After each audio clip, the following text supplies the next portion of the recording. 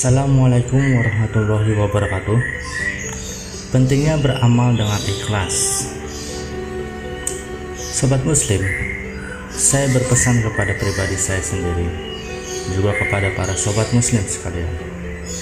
Marilah kita terus berusaha meningkatkan takwa kita kepada Allah Subhanahu wa Ta'ala dengan mematuhi semua perintah dan menjauhi aneka macam larangan-larangannya. Sobat Muslim, dalam rangka meningkatkan takwa kita kepada Allah, kita perlu melakukan ibadah dengan ikhlas, setulus hati.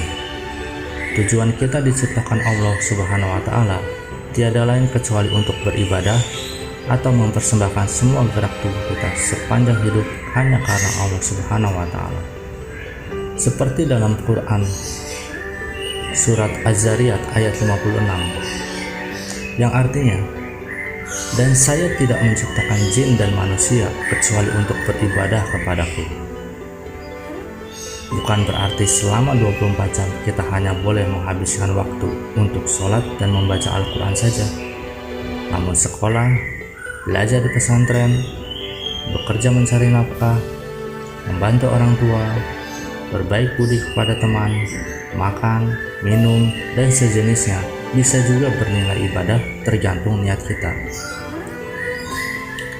Semua itu merupakan bagian dari ibadah, persisnya ibadah ghairu madho.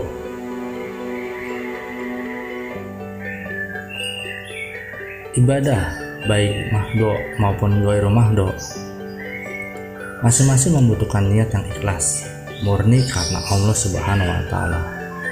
Jika tidak mampu ikhlas secara penuh, seseorang hanya akan diberikan pahala dengan persentase sebesar mana ikhlasnya.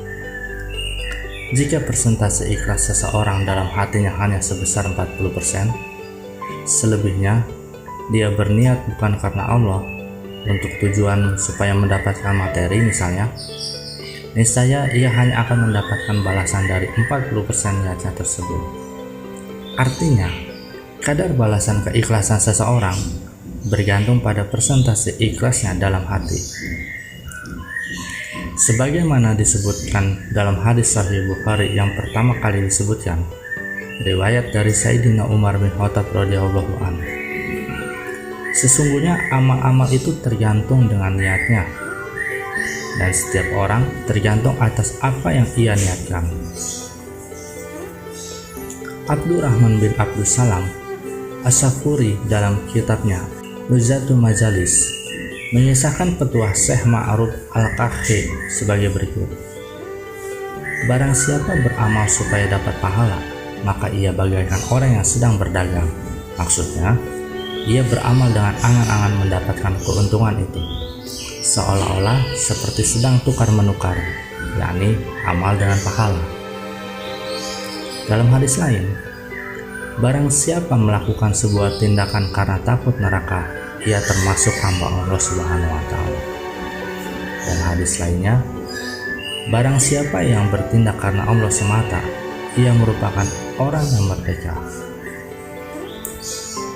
Orang yang ikhlas diibaratkan dalam hadis qudsi seperti tangan kanan memberikan sesuatu, namun tangan kirinya tidak sampai tahu.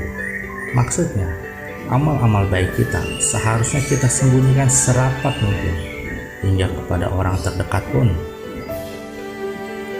Uwais Al-Qarni, salah satu orang soleh yang hidup pada zaman Nabi, walaupun beliau tidak pernah bertemu secara fisik dengan Nabi, mengatakan, orang yang mendoakan saudaranya atas tanpa sepengetahuan yang didoakan itu lebih baik daripada mengunjungi rumahnya, silaturahmi, dan bertemu secara langsung.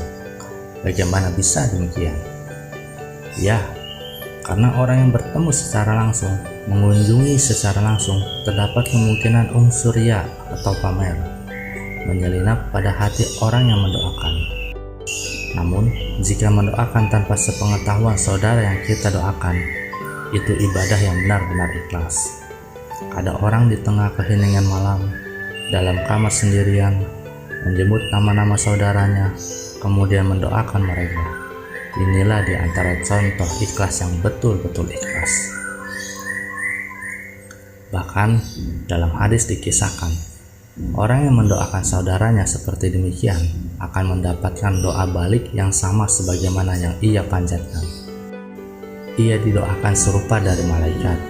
Malaikat mendoakan dengan kalimat walaka bimisli. Kamu juga akan mendapatkan sebagaimana yang kamu panjatkan. Sobat Muslim, ada sebuah kisah Israiliyat dalam kitab Ihya Ulumiddin. Imam Al-Ghazali bercerita, terdapat satu kaum penyembah pohon. Salah seorang ahli ibadah yang mengetahui fenomena ini hendak menghancurkan tempat peribadatan penyembahan pohon tersebut. Pada hari pertama, saat hamba tersebut datang, iblis menghadang. Sudahlah, jangan kau potong pohon ini. Andai saja kau potong, penyembah-penyembahnya akan bisa mencari Tuhan sejenis. Percuma kamu potong.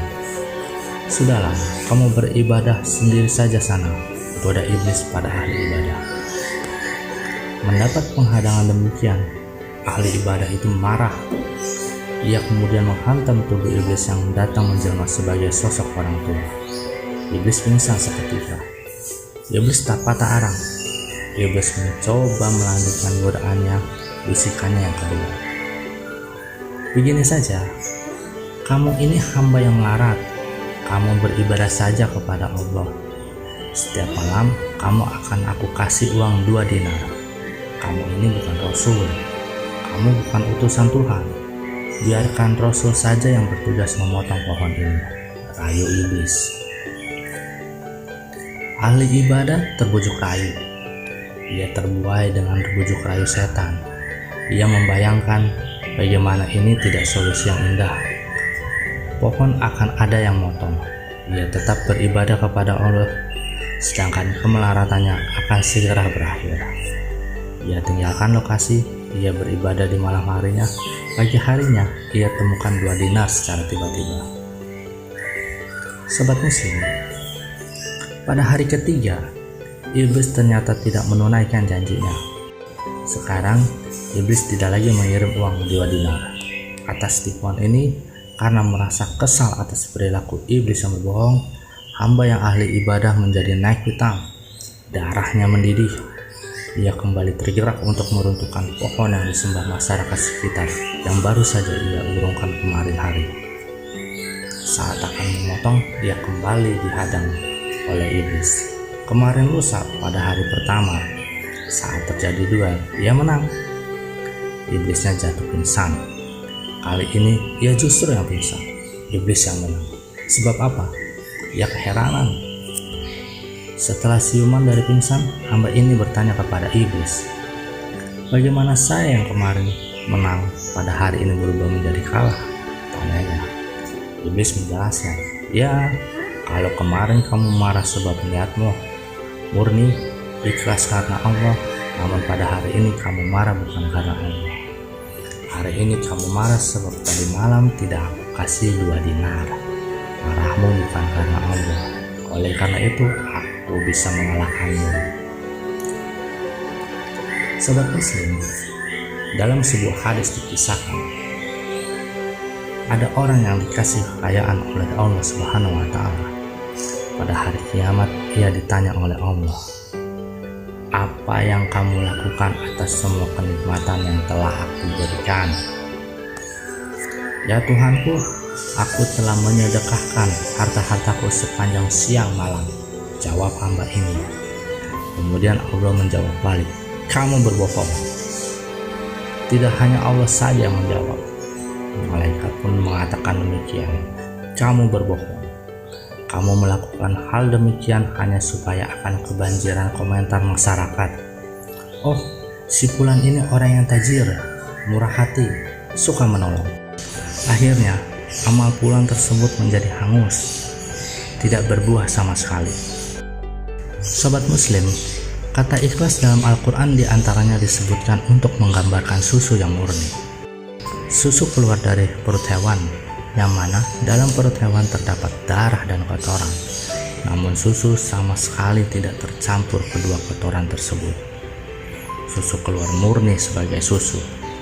Kita di dunia ini atas kotoran-kotoran yang ada, kita perlu memurnikan segala perilaku kita. Kita persembahkan kepada Allah Subhanahu wa Ta'ala.